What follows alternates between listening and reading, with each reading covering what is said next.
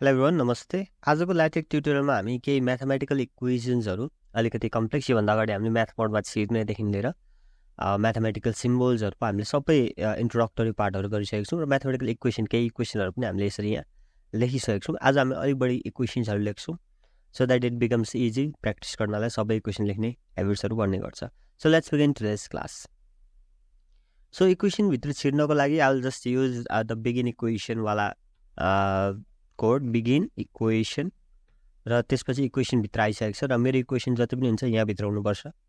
So त्यहाँनिर म के लेख्छु भने let's write the first equation है। सो यहाँनिर भएको first equation A square plus B square equals to C square. So त्यसको लागि के गर्न सकिन्छ ए को पावरमा स्क्वायर, त्यो पावरमा भएकोलाई मैले ब्र्याकेटमा राखेको छ, प्लस बी को पावरमा square, A square plus B square is equals to C को पावरमा square. That's it. So let's run this and let's see. So you can see here is a square plus b square equals to c square iso x. So अर्को अलिकति गाह्रो equation तिर जाउँ। Begin equation र त्यसको बिचमा यहाँ नि त यहाँ d डिवाइडेड बाइ dx अनि x को पावरमा n यसरी छ। सो अब तपाईलाई अलिकति डिफिकल्ट लाग्न सक्छ but it's easy. So let's do that. d by d भनेको यो फ्र्याक्सनमा छ। So let's do the fraction part. FRAC fraction. अब माथिपट्टि हुनेलाई हामी केमा राख्दै रहेछौँ त d मा राख्दै रहेछौँ है। फ्र्याक्सन d डिवाइडेड बाइ तलपट्टि dx। अब त्यो भन्दा बाहिरपट्टि फेरि के छ ब्र्याकेटमा x को पावरमा n। अब फेरि स्मल ब्र्याकेट क्लोज छ इक्वल्स टु n x। अब x को पावरमा फेरि के छ त x को पावरमा n - 1 I think n - 1। So यस्तो मैले यस्तो देखिरहेको छु। Let's see how it works. कस्तो आउँछ इक्वेसन हेरौँ न। त्यस्तो आयो भने ठिक छ है। ल इक्वेसन आइसकेको छ which matches our second equation, यहाँनिरको second equation. So I think you are getting the idea how the equations are written है। अझै कम्प्लेक्सतिर जाँदै गर्दाखेरि तपाईँलाई अझै बढी आइडिया हुन्छ। So next equation let's write begin equation. Okay so integrate छ। सो ब्याकस्ल्यास गर्ने आइएनटी इन्टिग्रेट, आइएनटीले इन्टिग्रेट गर्छ अनि त्यसपछि कस छ।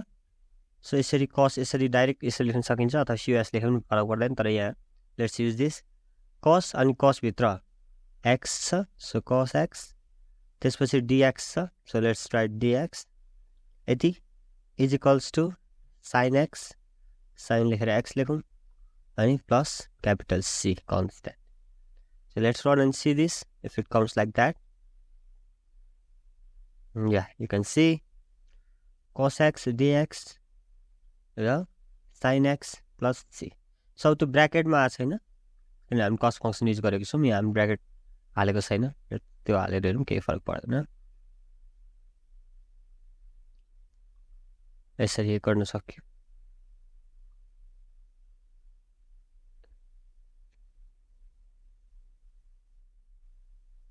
एन्ड यु क्यान सी अब ब्र्याकेट पनि आएको छ र इक्वेसन चाहिँ म्याच भएको छ। यता इक्वेसन छ म्याच। त्यसरी हामी सबै अरू इक्वेसन्सहरू गर्न सक्छौँ। अझै म एक दुईवटा अरू प्र्याक्टिसको लागि गरिदिन्छु। तपाईँहरूले यो सबै प्र्याक्टिस गर्नु होला। यहाँ देखेको इक्वेसन म सबै गर्दिनँ। एउटा जस्तै यो A square minus B square equals to C, यसलाई गरौँ ठिक छ। र त्यसमा के छ त स्क्वायर रुट छ। सो पहिला इक्वेसन स्टार्ट गरौँ बिगिन इक्वेसन त्यसपछि स्क्वायर रुट SQRT यसरी स्क्वायर रुट लेखिन्छ। स्क्वायर रुटभित्र ए स्क्वायर ए को पावरमा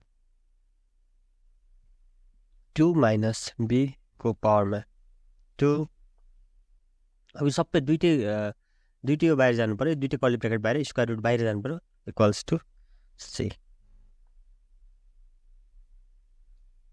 सो यु क्यान सी त्यो इक्वेसन प्रिन्ट भइसकेको छ। त्यसलाई अलिकति कम्प्लेक्स इक्वेसन हेर्दाखेरि यहाँनिर हेरौँ। सो हामीले पहिला पनि गरेको छ यो इक्वेसनहरू। सो यो फर्स्ट इक्वेसन छ आई थिङ्क मैले त्यो गरेको छैन। ल म त्यो गरिदिन्छु। त्यसपछि तपाईँहरूले अरू अहिलेकोलाई स्क्रिनसट गरेर राख्नु र यसलाई पनि स्क्रिनसट गरेर प्र्याक्टिस गर्न सक्नुहुन्छ। So let's begin the equation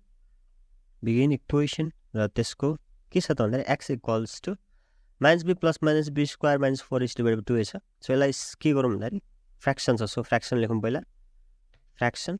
अब याद गरौँ अगाडिको कर्ली ब्र्याकेट गरेको जति पार्ट हाम्रो न्युमरेटर हो र पछाडिको पार्ट हाम्रो डिन्युमरेटर हो। त्यही भएर अगाडिपट्टि माइनस बी त्यति मैले लेख्दिएँ। त्यस्तै प्लस माइनस छ। अब त्यसलाई चाहिँ कसरी गरिन्छ ब्याकस्ल्यास पिएम भनेको प्लस माइनस ठिक छ।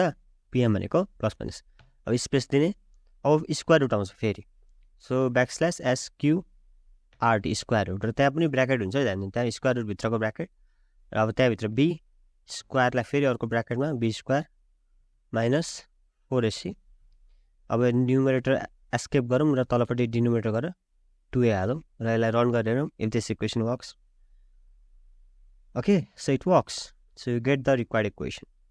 सो यहाँ भएको इक्वेसन्सहरू सबै प्र्याक्टिस गर्नु होला र अघिको मैले गरेको इक्वेसन्सहरू पनि सबै प्र्याक्टिस गर्नु होला।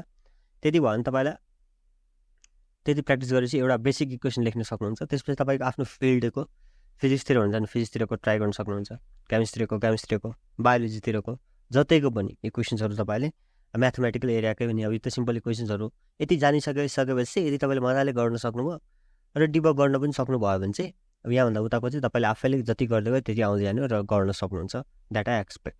र पनि तपाईँले इफ कुनै स्पेसिफिक सेट्स अफ इक्वेसनहरू आयो भने you can always use the help of internet and try learning from there also.